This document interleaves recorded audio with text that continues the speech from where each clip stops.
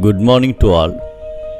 I welcome you all to this didactic program, Thirukkuralodu Naam, attending in fact with a noble desire to reach the seat of grace in life by practicing the ethical values of Thiruvalluvvar. Couplet number 715, chapter The Knowledge of the Council Chamber. This incident took place in the Mahabharata. Among the Pandavas, Nagula was known for his talent and wisdom. Several arts and horse riding followed by Arjuna. He was very firm in education, which he considered as the best among any other things. One day, several kings came together for a meeting, and discussion took place to send Krishna as emissary to Duryodhana.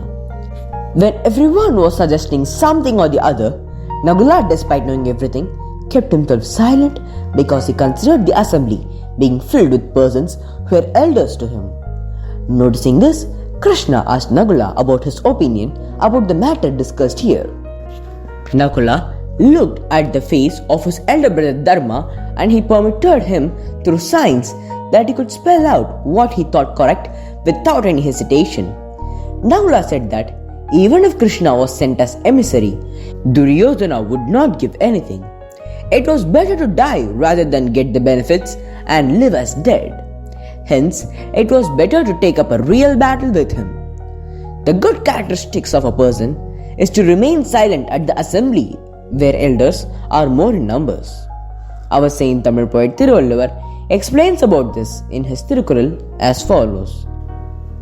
நன்றென்றவற்றுள்ளும் நன்றே முதுவருள் முந்து கிழவாச் செறிவு I recite. நன்றென்றவற்றுள்ளும் நன்றே முதுவருள் முந்து கிழவாச் செறிவு. It is good to maintain discipline while growing in knowledge. It is far better to behave good in the assembly of men of wisdom. Thank you very much. Indeed, Nandri, Vanakkam.